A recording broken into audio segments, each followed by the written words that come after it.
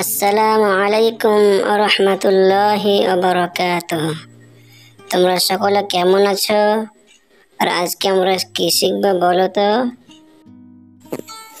ওয়ালাইকুম আসসালাম রহমতুল্লাহি ওয়া আমরা সকলেই ভালো আছি হুজুর। আর আজকে আমরা শিখবো গোসলের ফরজ কয়টি ও কি কি। হ্যাঁ, তো আজকে আমরা শিখবো গোসলের ফরজ কয়টি ও কি কি। তোমরা ভালো করে শোনো।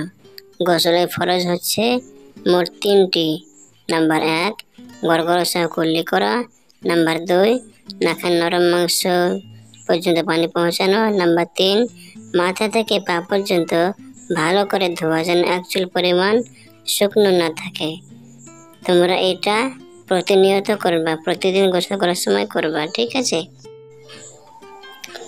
তবে হ্যাঁ, আমি তোমাদেরকে এখন গোসলের পরিপূর্ণ নিয়ম বলে দিচ্ছি।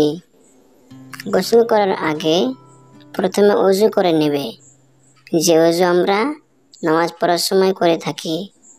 তারপরে গর্ভাবস্থায় কুল্লি করবে। তারপরে নাকে পানি দেবে,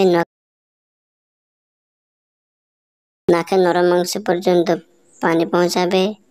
তারপর এরকম ভাবে ধুবে যেন তোমাদের মাথা থেকে নিয়ে পা পর্যন্ত এক চুল পরিমাণ শুকনো না থাকে।